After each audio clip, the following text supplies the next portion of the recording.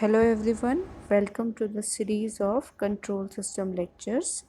I am Anshu, teaching in GEMS Engineering College in AA department.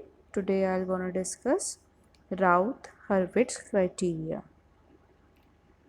So Routh-Hurwitz criteria is based on ordering the coefficient of characteristic equation into an array called the Routh array. Using this method, we can tell how many closed loop system poles are in left half of the S-plane and are HP as well, that is right half of S-plane and on J omega axis. Notice that we say how many, not where. We can find the number of poles in each section but not their positions. So Routh-Hurwitz criteria states that the number of root of the characteristic equation with positive real part is equal to the number of changes in the sign of the first column of the Routh array. So consider a characteristic equation or a transfer function Cs by Rs as b naught s to the power m plus b1 s to the power m minus 1 and so on, divided by a naught s to the power n plus a1 s to the power n minus 1 plus an and so on. So in this criteria, the coefficient of the denominator are arranged in an array called Routh's array. So first we'll arrange the coefficient of the characteristic denominator equation in two rows, that is Sn and Sn minus 1. So we write the array such that these are alternate, like a naught is in Sn, then a1 is in Sn minus 1 and a2, a3, a4, a5, a6 and a7. So we write the coefficient of the denominator polynomial in alternate manner. Now using first two rows, we'll try to find the the value of polynomials of the third row. So using first two rows, that is a0, a1, a2 and a3, we'll find the value of b1 as a1, a2 minus a3, a0 divided by a1. Similarly, we'll find the value of b2. For b2, we'll consider first and third column. So we'll find the value of b2 as a1, a4 minus a0, a5 divided by a1. Now for finding the coefficients of the Sn minus 2, that is b3, B3 is again formed by using column first and fourth. So we can find the value of B3 as A1, A6 minus A0, A7 divided by A1.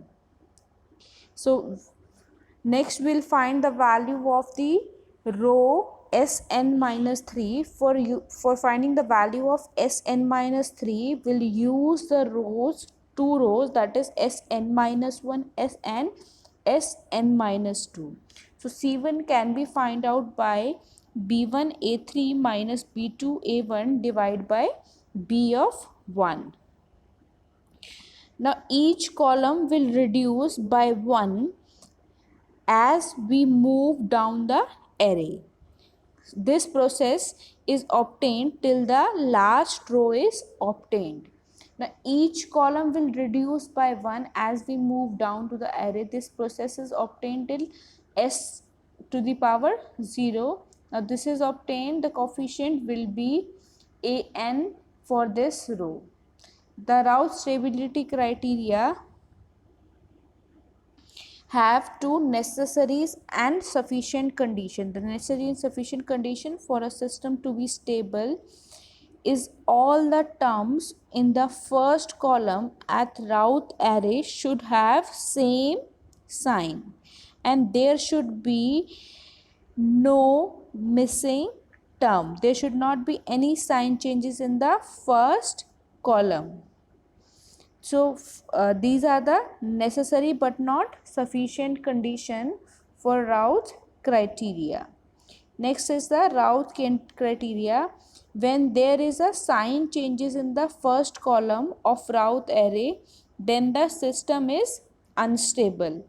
There are routes in the right half of the S plane. The number of sign changes will be equal to the number of routes in the right half of the S plane. So now the Routh-Hurwitz stability criteria, it states that this method yields stability information without the need to solve for the closed loop system poles. Using this method, we can tell how many closed loop system poles are in the right or are in the left half and in the right half of S plane and on the j omega axis. Notice that we say how many, not where. The method required two steps. First, we need to generate a data table called a route table and interpret the route table to tell how many closed loop system poles are in the left half, right half, or and on the j omega axis. Now, if the closed loop transfer function has the poles in the left half of S plane, the system is stable. Thus, a system is stable if there are no sign changes in the first column of route table. The Routh-Hurwitz criteria declares that the number of roots of polynomial that lies in the right half of the S plane is equal to the number of sign changes in the first column. Hence, the system is unstable if the poles lies on the right hand side of the S plane. Now, using Routh-Hurwitz criteria, find the stability for the figure. So, in the figure, we have a reference input as RS, output as CS, and we have given a system gain as 100 divided by S square plus 10S. So first we need to find the transfer function of this closed loop. So for any closed loop with a negative feedback, we find the transfer function CS by RS as gain upon 1 plus gain into feedback, that is 100 divided by S square plus 10S divided by 1 plus S 100 divided by S square plus 10S into 1, as the feedback value of feedback is 1. So we'll find the value of CS as RS by GS upon 1 plus GSHS for the case of negative feedback. So if we put the value of GS as 100 divided by S square plus 10S, then we have the closed loop transfer function as 100 divided by S square plus 10S plus 100. So we have the characteristic equation, that is the denominator of a closed loop transfer function as S square plus 10S plus 100 is equal to 0. So using this equation, we have three coefficient as 1, 10S and 100. Now when we place these two coefficient in the route table, so we'll place them alternately. We have 1, 10, 100 and 0. So for finding the value of third row, that is S to the power 0, we have 10 into 100 minus 1 into 0 divided by 10. So the value of an is 10. So if we check the first column of this route array, so if we check the first column, as we have all the coefficients as positive, that is 1, 10 and 100, all the three coefficients are positive, then we can say there is no sign change in the first column.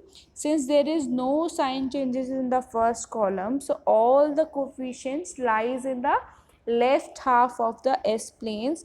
That means your system is stable. So thank you for today. Next I will discuss some more problems of Raut-Hurwitz in the next session.